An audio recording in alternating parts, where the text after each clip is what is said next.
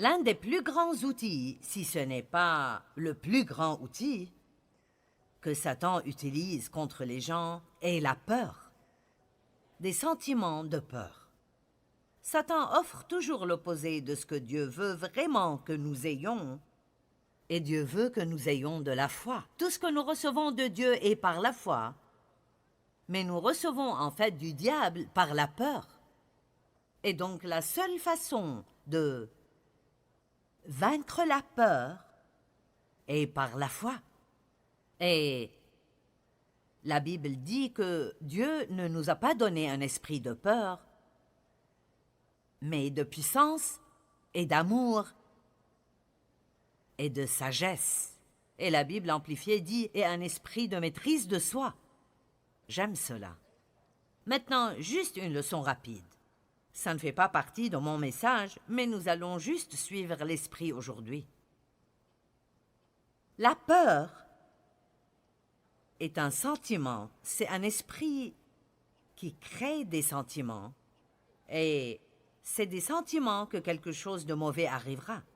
Vous pouvez trembler ou avoir peur, vous pouvez avoir des pensées farfelues. Et vous savez, pendant des années, j'ai essayé d'enseigner aux gens de ne pas avoir peur. Et finalement, Dieu m'a donné un message qui m'a tellement aidé et qui a aussi aidé tellement d'autres personnes. Et Dieu n'a jamais dit dans tous les endroits dans la Bible où il est écrit « n'aie pas peur ». J'ai entendu dire qu'il y en a 365, un pour chaque jour de l'année. Quand la Bible dit « n'aie pas peur », ça ne veut pas dire de ne jamais ressentir la peur. Ça veut dire que quand vous ressentez la peur, ne fuyez pas. Tenez-vous fermement et continuez à avancer.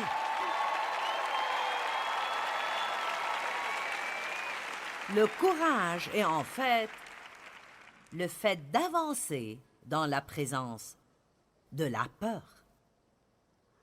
J'avais tellement peur au début, lorsque j'ai commencé à faire ce que je fais.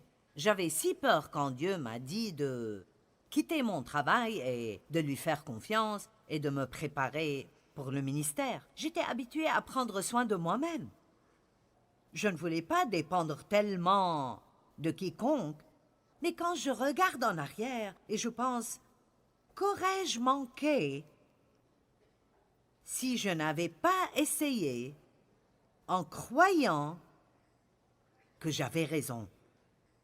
Essayez en croyant que j'entendais de Dieu. Et je ne suggère pas que quiconque ici ne soit insensé et fasse des choses bizarres sans avoir de la sagesse ou sans y penser. Mais je suggère fortement aujourd'hui que vous ne laissiez pas la peur régner dans vos vies et que vous... Maintenant, écoutez-moi. Et que si vous le devez, vous serez prêt à avoir tort pour savoir si vous avez peut-être raison. Allez, je pense que je devrais dire ceci de nouveau. Être prêt à avoir tort juste pour savoir si vous avez raison. Je ne sais pas ce que Joel a ressenti quand il a décidé d'acheter ce bâtiment pour en faire une église. Qui aurait l'audace de penser qu'il pourrait remplir cet endroit? J'ai eu peur pour lui juste en pensant à cela, donc je ne peux même pas imaginer combien il était effrayé. Et il y a peut-être eu beaucoup de personnes qui ont pensé « ce n'est pas une décision sage, ce n'est pas une bonne chose à faire », mais il a été assez courageux. Allez!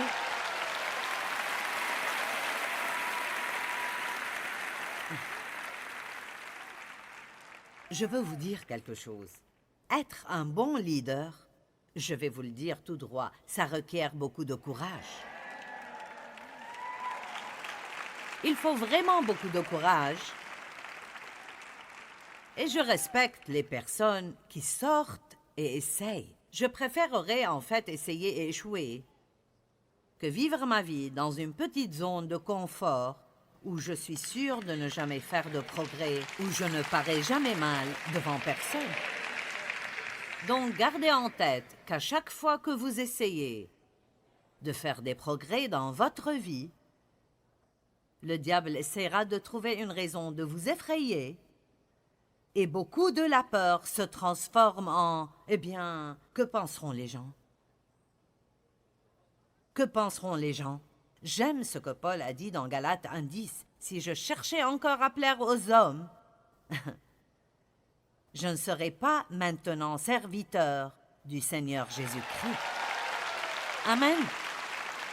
Nous voulons tous être aimés, mais si votre popularité est votre but le plus important, n'essayez même pas de faire la volonté de Dieu dans votre vie, car ça n'arrivera pas.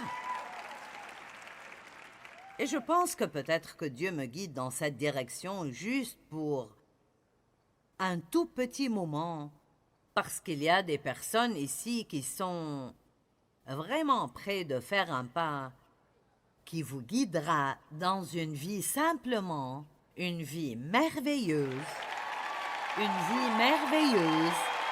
dans un merveilleux nouveau chapitre dans vos vies. Et le diable essaie vraiment de vous arrêter de le faire. Et ne soyez pas surpris s'il utilise des gens qui vous aiment et que vous avez vraiment besoin d'avoir près de vous. Ne vivez pas dans la peur. Avancez dans la peur. Je vais raconter une histoire, peut-être que vous la connaissez, mais je le ferai rapidement.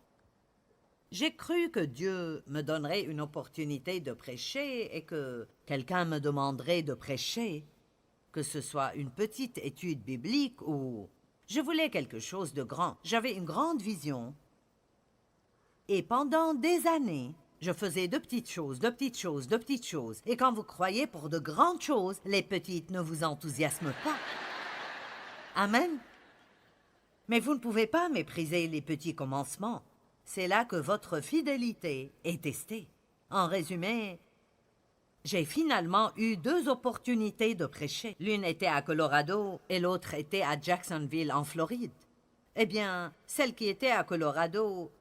Dave, je demande pardon en avance si ce n'est pas juste, parce que je sais que tu me les corrigeras dès que nous partirons.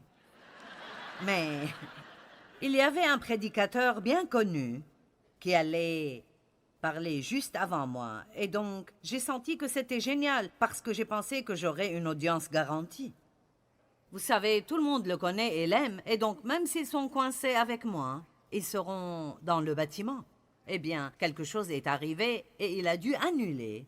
Et il ne restait plus que moi, que personne ne connaissait. Et je ne me souviens pas de tous les détails, mais je sais que quand j'ai quitté de là-bas, tout ce que je voulais, c'était de me cacher. Et donc, ça ne m'a pas donné beaucoup de confiance pour le deuxième endroit où j'allais. Car quand je suis arrivée à cet endroit, j'avais si peur. Si peur. Et je me souviens qu'il y avait 900 personnes dans l'audience. C'était une conférence de femmes en Floride. Et la seule raison pour laquelle j'ai été invitée était que...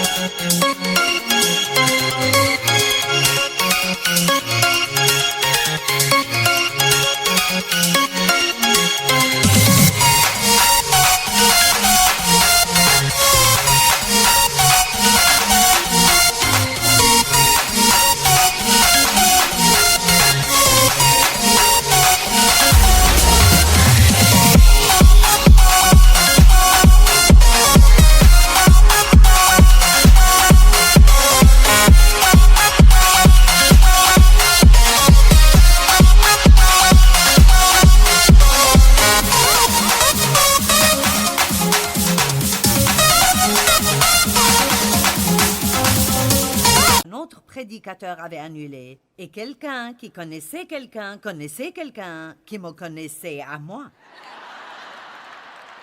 Donc, j'étais très loin d'être en fait l'élu que tout le monde voulait voir là. Et Oh mon Dieu, je me suis levée. J'ai tellement prié. Je veux dire, j'ai prié, j'ai prié, j'ai prié, j'ai prié. Et donc, le premier jour, ça arrivait le vendredi soir, tous les prédicateurs étaient dans la première rangée. Et tout le monde était quelqu'un que tout le monde connaissait. Et puis il y avait Joyce. Je veux dire...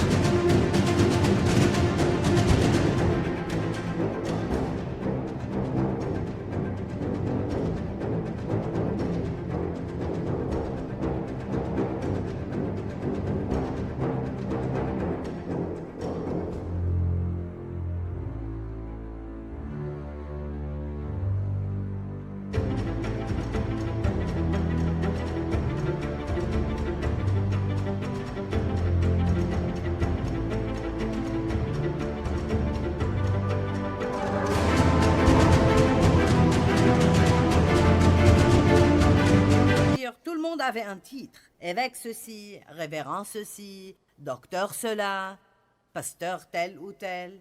Et Joyce de Fenton,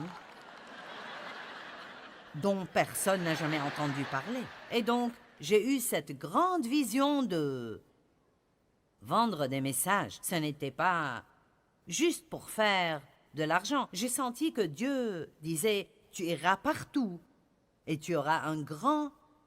En ce temps-là, il y avait des cassettes, un ministère de cassettes d'enseignement. Eh bien, ce qui est intéressant maintenant est que nous sommes sur la télé dans les 2/3 du monde, en 93 langues, et tous ces messages sont en format digital. Donc, oui, ce n'est pas comme les anciennes cassettes, mais tout est enregistré et filmé.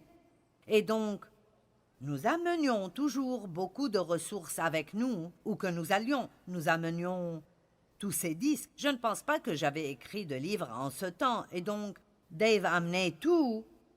Il portait tout, il faisait un étalage, et il les vendait, et il faisait les comptes, et nous faisions une bonne équipe. Il y avait moi et Dave, et un conducteur de louanges qui jouait de la guitare, du piano et de la batterie avec son pied. En fait, l'autre jour, j'ai regardé notre quatrième programme télé, qui a été diffusé il y a 24 ans. Ils ne pouvaient pas trouver le premier. Ils m'ont donné le plus ancien. Et c'était si pathétique. Je veux dire, si vous pouviez voir. De toute façon, je n'ai pu voir qu'une petite partie et j'ai pensé, je ne peux pas croire que c'était aussi moche. Parce que, vous savez, les enregistrements en ce temps-là n'étaient pas si clairs. Et donc, cette nuit, le vendredi soir, ils ont dit « Nous voudrions que tous les enseignants d'atelier, je n'étais même pas dans la prédication principale, nous voudrions que tous les enseignants d'atelier prennent 3 ou 4 minutes et disent aux gens sur quoi vous allez enseigner. » Eh bien, j'étais si effrayée, et je vous dis la vérité. Quand je me suis levée pour dire aux gens sur quoi j'allais enseigner, et je ne raconte pas des histoires, j'étais si effrayée quand j'ai ouvert la bouche que la seule chose qui est sortie était un petit couinement. Je devais faire un choix. Peut-être que certains d'entre vous sont à un endroit maintenant où vous devez faire un choix.